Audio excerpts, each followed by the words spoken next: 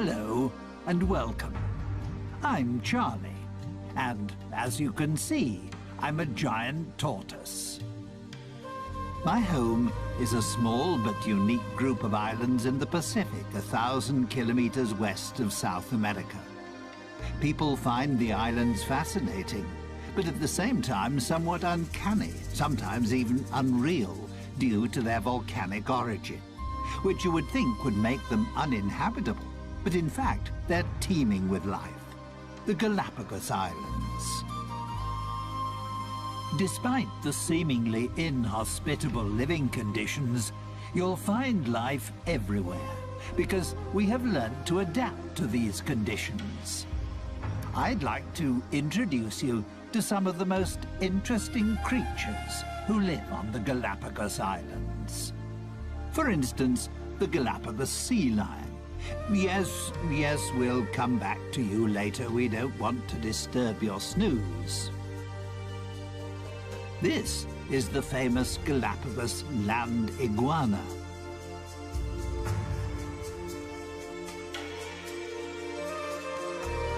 And here, its even more special relation, the marine iguana.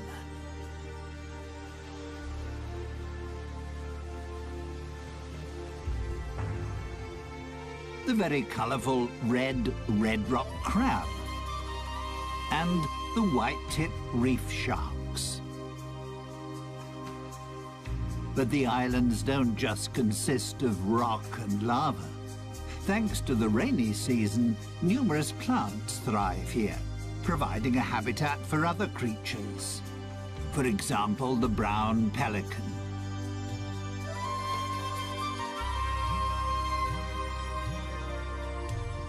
And even flamingos feel at home here.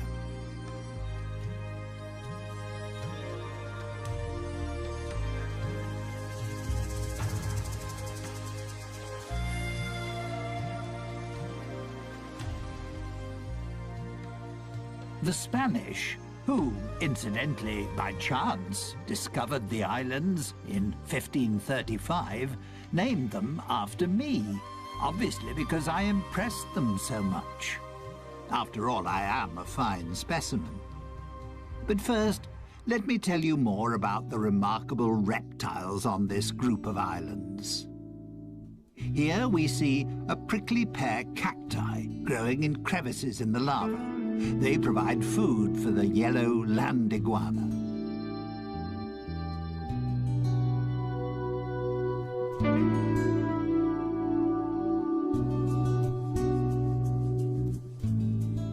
Its appearance is a little unusual, shall we say, due to the countless spiky crests on its head, which make it look rather like a geode turned inside out.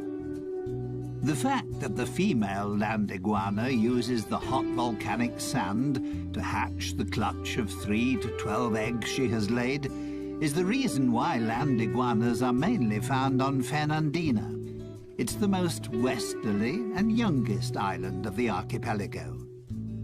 It lies directly above the volcanic hotspot, which was responsible for the creation of the group of islands.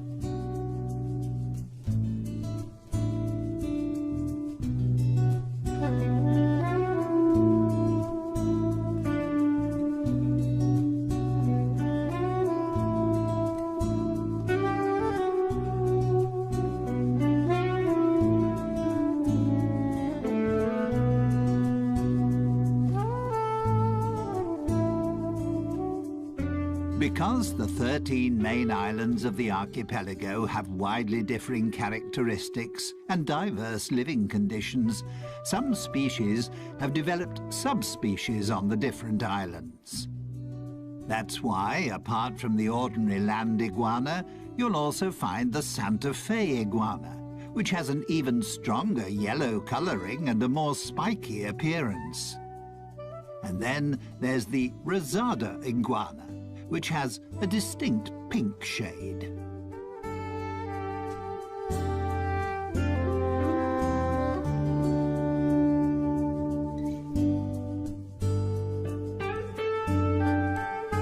The male land land iguana marks his territory by sitting on a rock in full view of everyone. That's his way of guarding the hole he has dug with his partner for her to lay her eggs.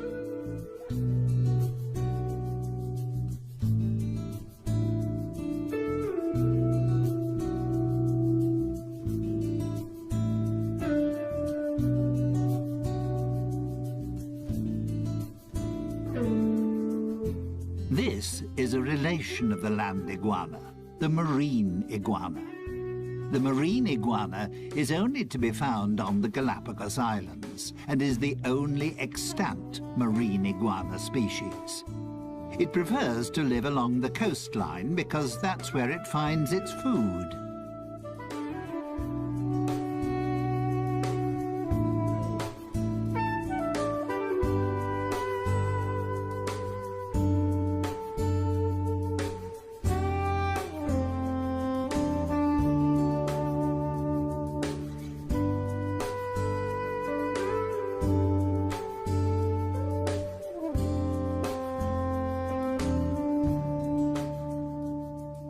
It feeds mainly on algae and seaweed. The excess salt it takes in when feeding is excreted through special salt glands in its nostrils.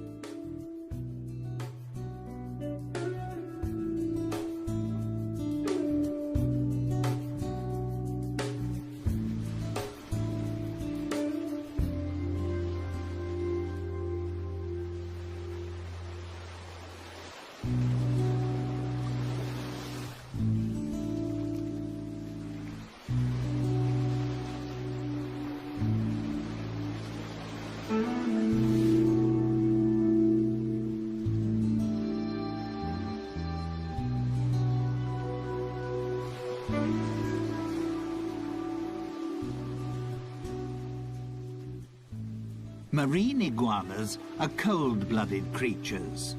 That's why they can only stay in cold seawater for approximately 10 minutes. They are, however, outstanding swimmers and are able to dive to depths of up to 9 meters. Once they're out of the water, thanks to their dark skin, the sun quickly warms their bodies up again.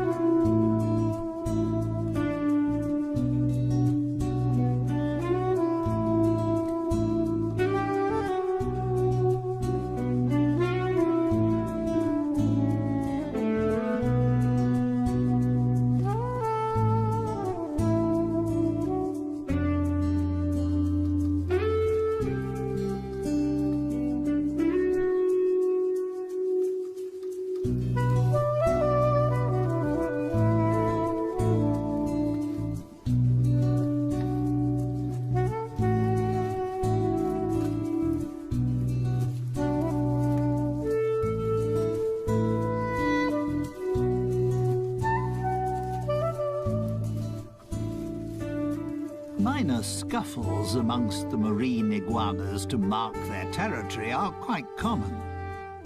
The main problem for them is the Galapagos hawk. Marine iguanas are the prey of choice when the hawk is feeding its young. And that just happens to coincide with the time when the marine iguanas retire inland to lay their eggs, making them an easy prey for the hawks.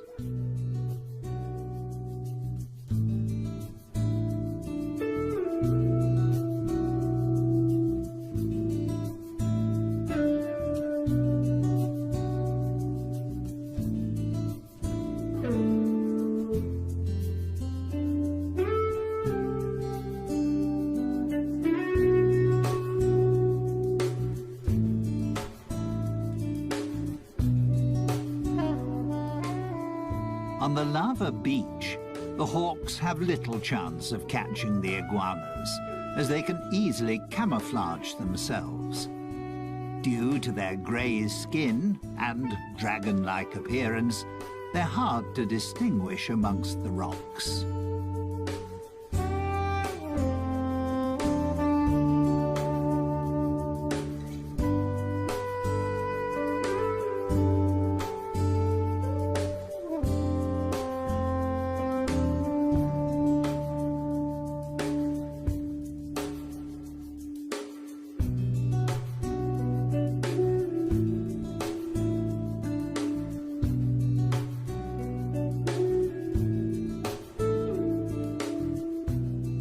The Galapagos Islands are home to 7 endemic types of iguana. The males are larger than the females and can reach up to 30 centimeters, approximately 12 inches in length. Iguanas mainly eat flies, scorpions, and other insects. They have a symbiotic relationship with the sea lions because they free them of bothersome flies.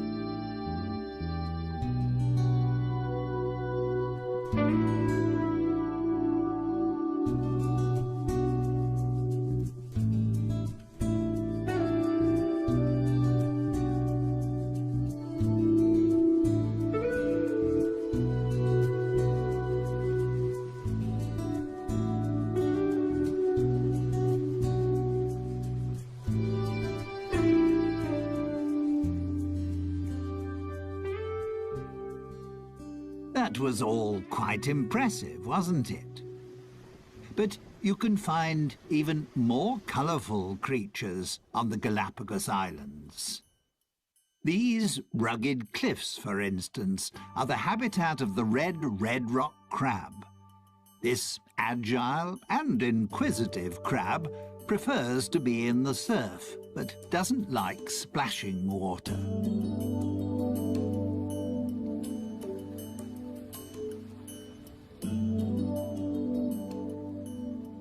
Its main source of food is algae, which it gnaws off rocks, together with other marine organisms. But also the odd carcass which gets washed ashore is a welcome extra in its diet.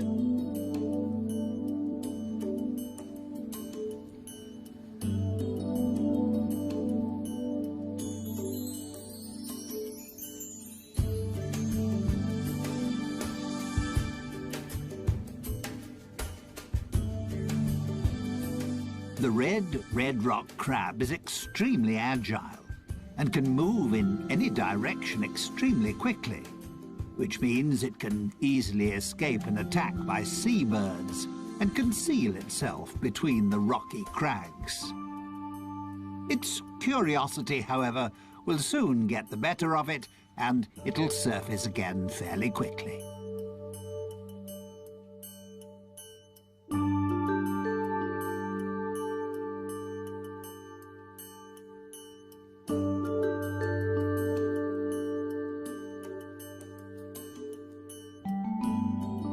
Young crabs have a black colouring, while more mature crabs have a brownish or reddish colouring.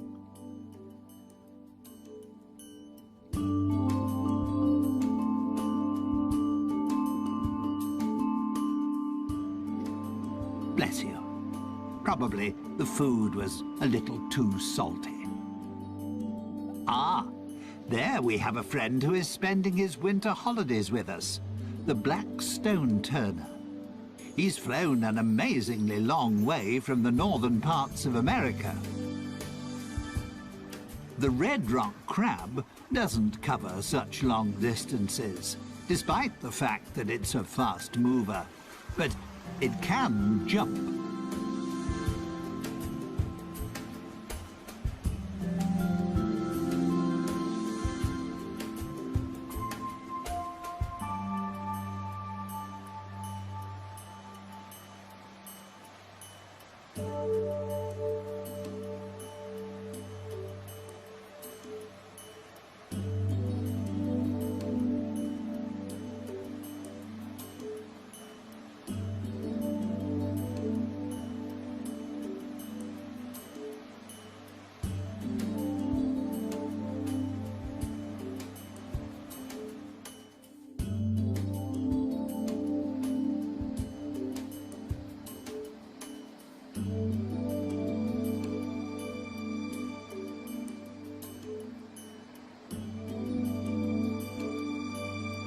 The name red rock crab doesn't mean that nature has decided that all the crabs must be this colour. For instance, there are also yellow, pink and white examples. And this black one is perfectly camouflaged on the lava rocks.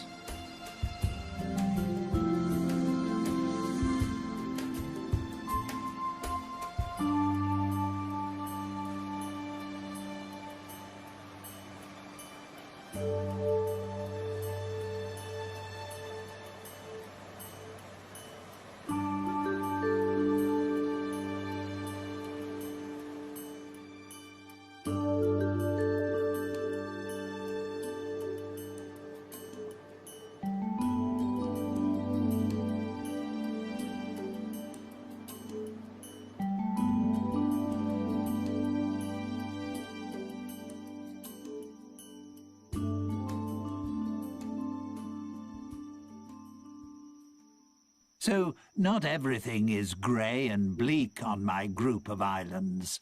There's so much more. There's one sociable and playful species that adds a great deal to life on the islands, and I'd like to introduce them to you now.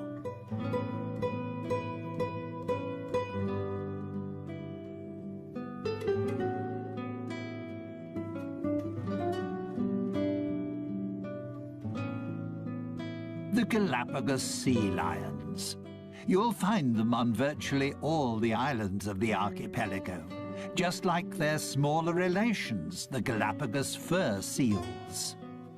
Although they enjoy spending most of their time in water, you can frequently find them on land.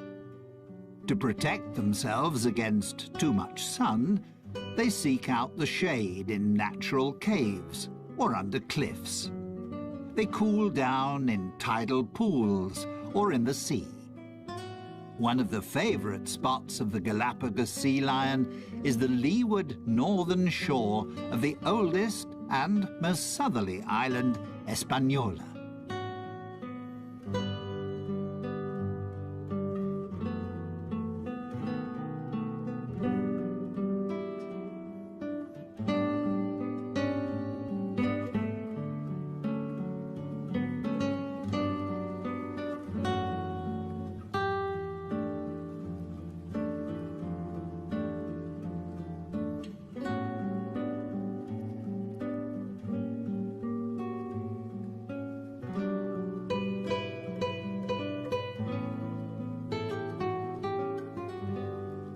Here's a female with her pup.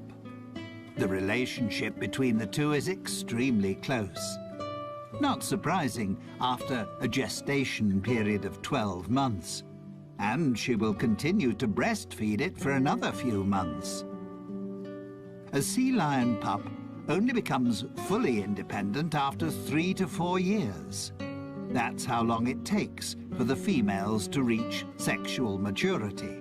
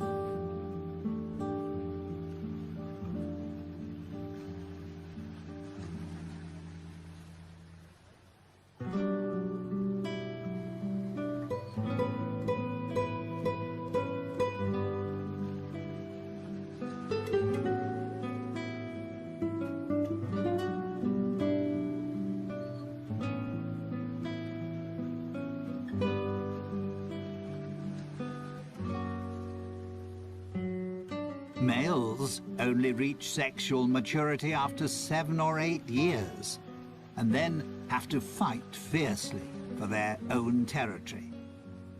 This also makes them more aggressive and short-tempered than the more playful females.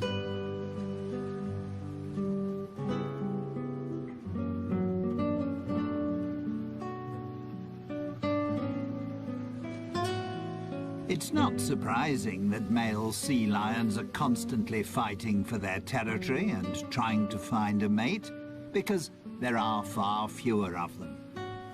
A male sea lion will often have as many as 30 females in his harem.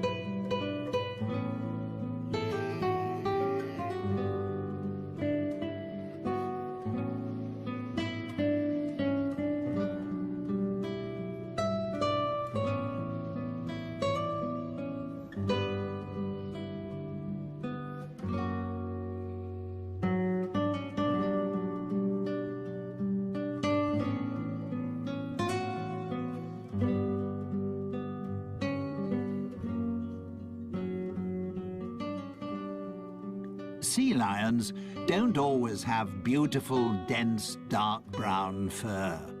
Pups only lose their baby fur after about 4 months. Initially, they also can't swim. They learn to swim, together with other pups, in calm bays. Only when they can swim properly do they follow their mothers out to sea. The young animals play with one another, while their mothers hunt for fish. They won't hunt for food on their own until they're a couple of years old.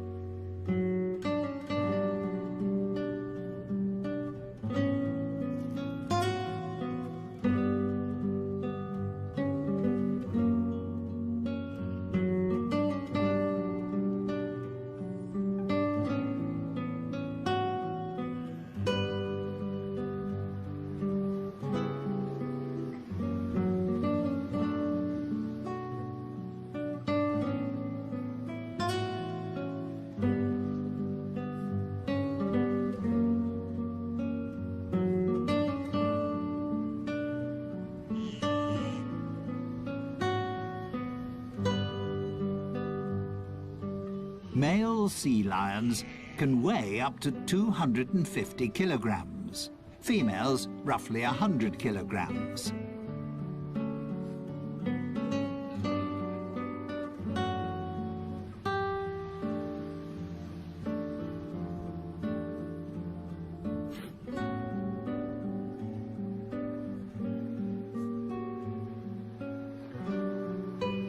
There are between 20 and 50,000 of them on the Galapagos Islands.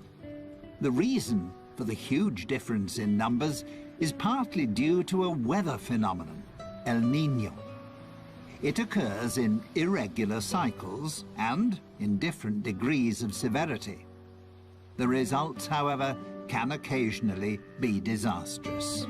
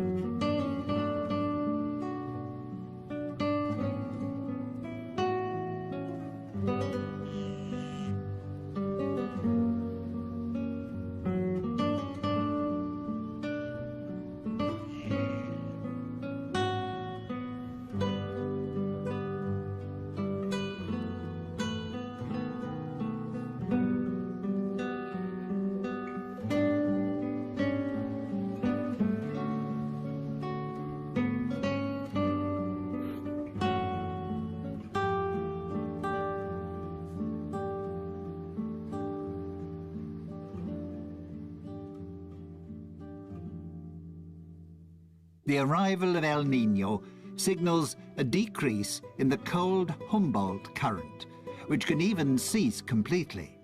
The temperature of the seawater rises, causing plankton and small fish to die. This disrupts the food chain, because seabirds and fish can't find sufficient food. Their only chance is to leave the area if they want to escape their sad fate. The situation can prove fatal for seals, as they no longer find any food, and many starve to death.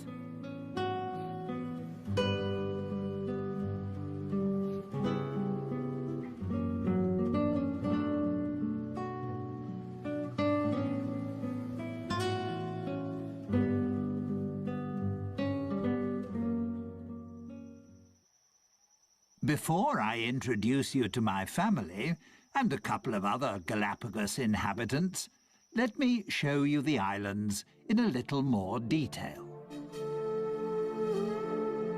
Life on the Galapagos Islands is not always easy. During the first half of the year, there are only 3 or 4 months at the most in which any rain falls, which is why there is a constant shortage of fresh water. The arid countryside often looks desolate. Lava rock, steppe, and cacti dominate the scene.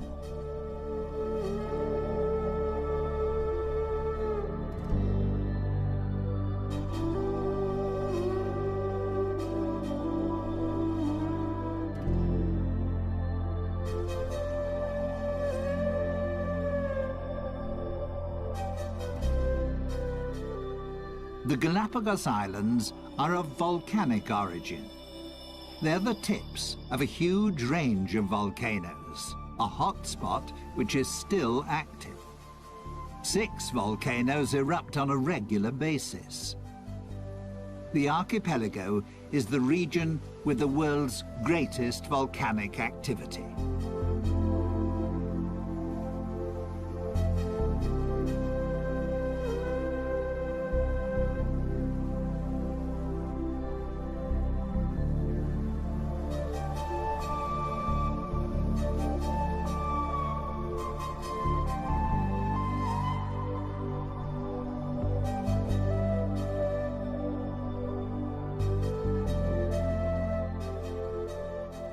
And there is another special feature. The islands shift. They're located on a tectonic plate which covers a magma chamber. They move from west to east, as if on a conveyor belt. That's why Fernandina, in the west, is the youngest island, and Española, in the east, is the oldest.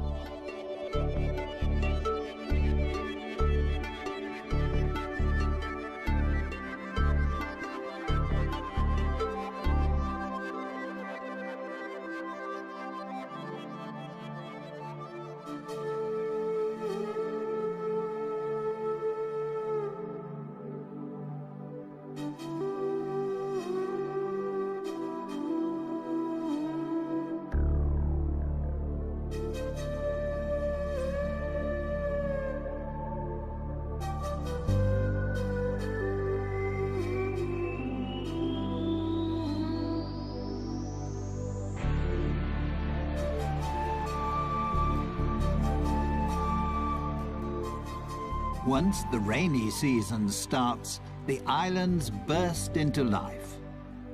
Most of the flowers are a shade of yellow, because there is only one type of bee on the islands, which is responsible for pollination, the Galapagos wood bee.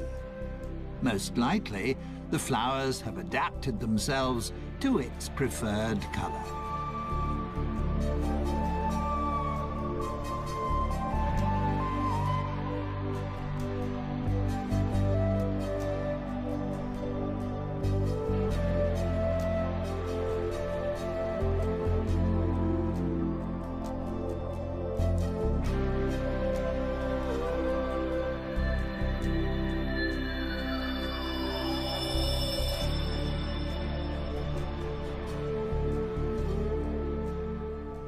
These are prickly pear cacti. They are propagated by the Galapagos rat, which feeds on their seeds. The hard shell of the seeds is crushed during digestion, and after being excreted, the seeds start to germinate.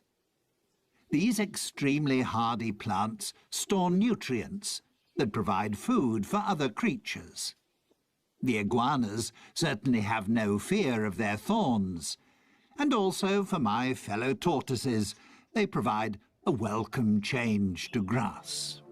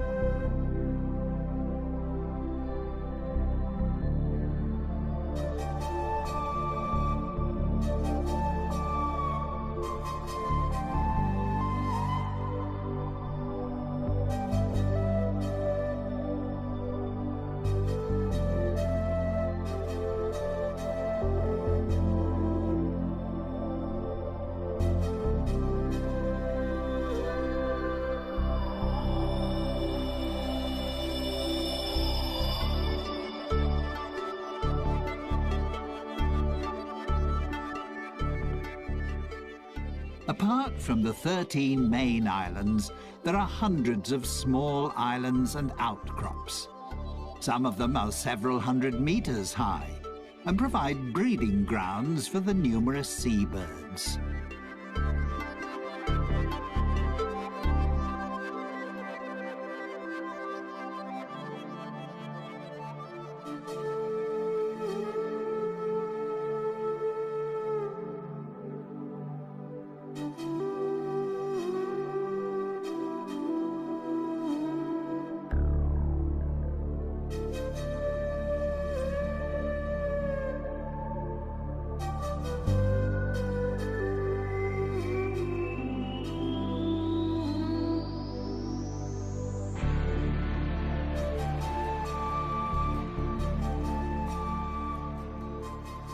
The Galapagos Islands were made famous by Charles Darwin, who discovered certain aspects of life here that formed the basis for what was to become his theory of evolution. During his worldwide voyage, he visited 4 of the islands in 1835. He was fascinated by the diversity of life on the seemingly uninhabitable islands. He also found that there were tortoises on the island which had slight variations in the shape of their shells. He noted, too, that there were various types of mockingbirds on the different islands. The term adaptive radiation goes back to Darwin. It means that a species, which in itself is not highly specialized, can, by adapting itself to the ecological conditions around it, become a highly specialized species. That also involves using diverse, previously unused ecological niches. Or, to put it another way, my fellow species, and many other creatures, have adapted to the special conditions pertaining on the island on which they found themselves, and, in the process, mutated into a new species.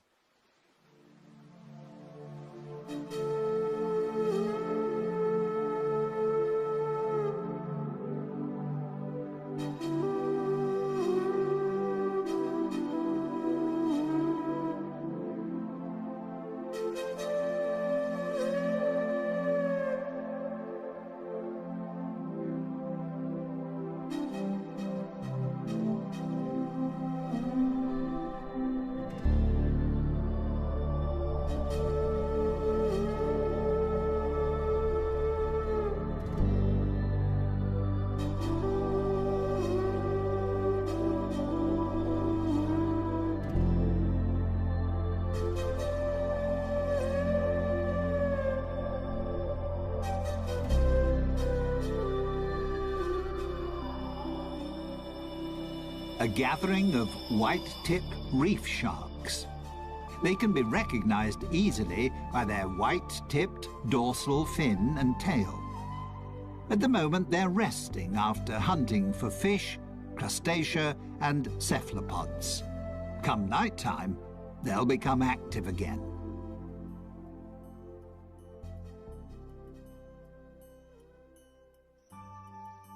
This is my family.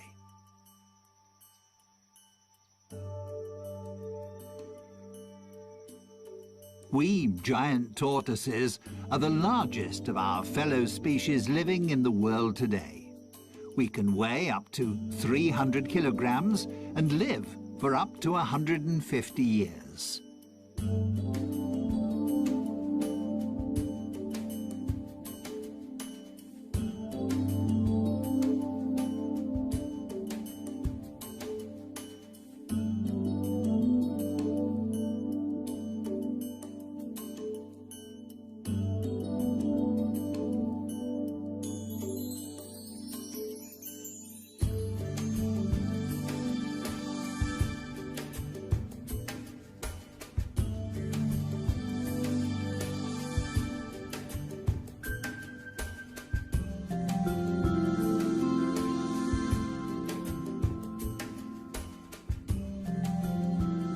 Some of my relations don't have a dome-shaped shell, but rather a more saddle-shaped one. The front end is bowed upwards. That's particularly useful when you need to raise your head up to reach taller plants. Most of my relations on the eastern islands have saddle-shaped shells because the plants there grow considerably higher.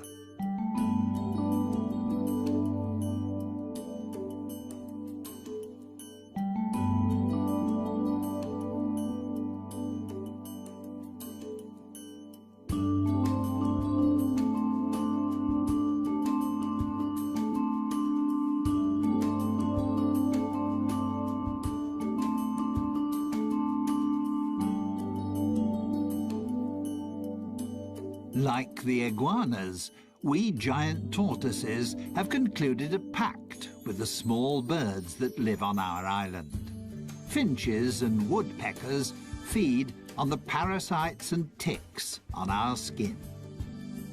To let them know that we need their services, we stretch out and lie quietly until the birds have pecked off all the insects. It keeps us clean and makes life a little more comfortable.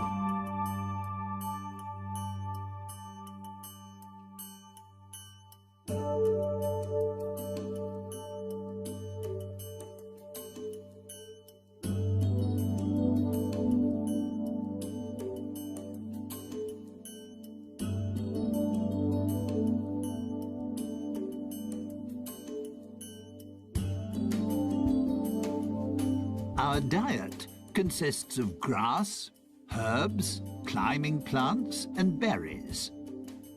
If our shells allow it, and we can stretch far enough, we also enjoy the juicy fruit of the prickly pear cacti.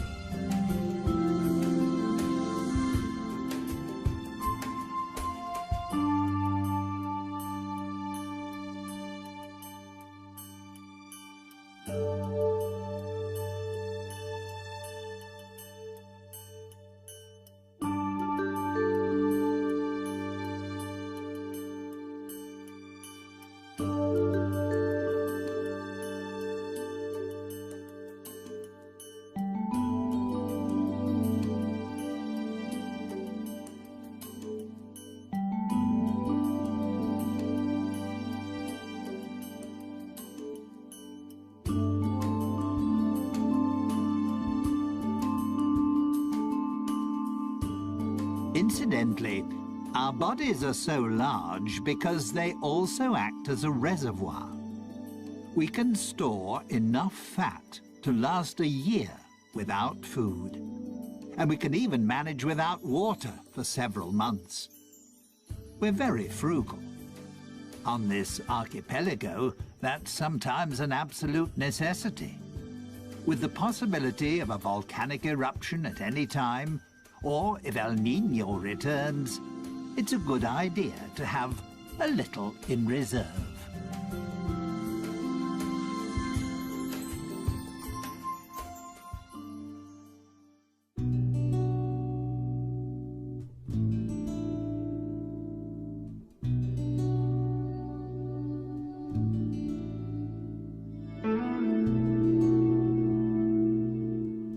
Well, that was my family.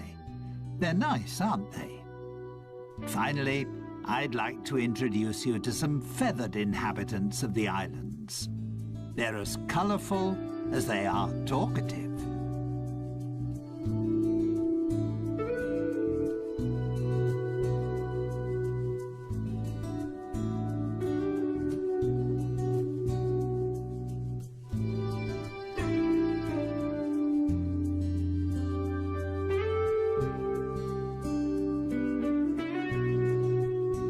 The roughly 500 flamingos which live on the Galapagos Islands are immigrants from the Caribbean. You also wouldn't really expect to find ducks on the islands.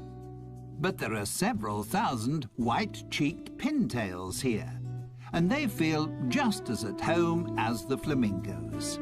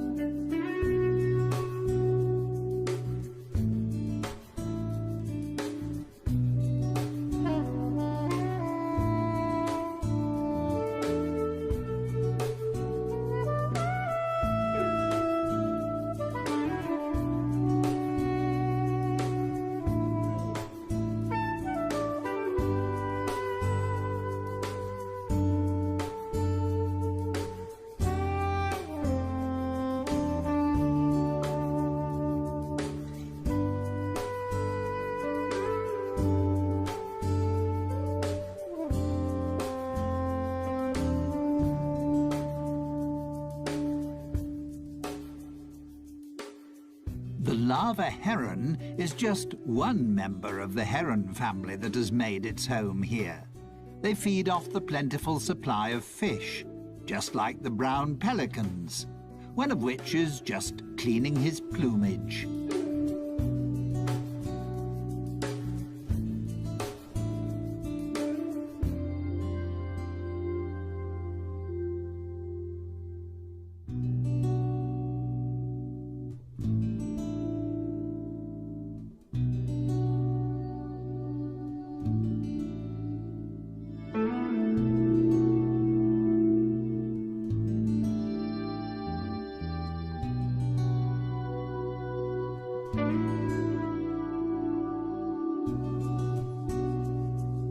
Galapagos albatross is the largest bird on the islands, with a wingspan of 2 meters.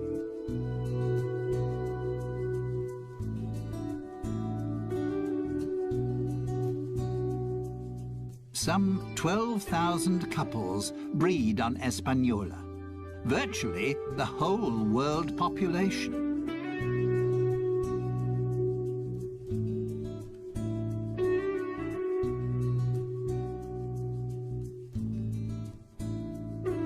Here we have the pirates amongst the birds, a female frigate bird. Frigate birds attack other birds and try to snatch away their food. The male frigate birds are famous for their mating habits. To impress the females, they blow up their red throat pouch.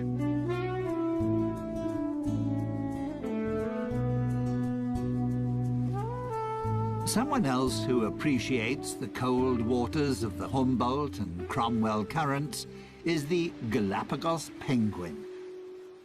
Due to various environmental influences, such as El Niño, as well as numerous natural enemies, like the sea lions and Galapagos hawk, they are now an endangered species.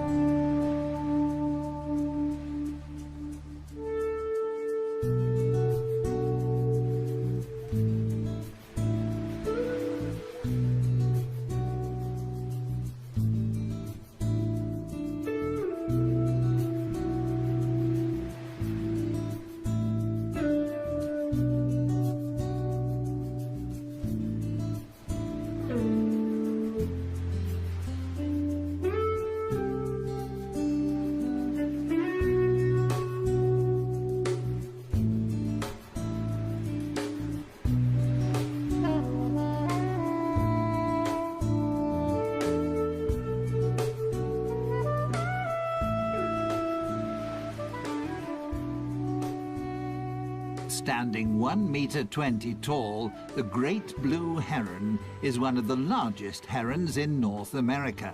However, it's just as much at home in Central America as it is here.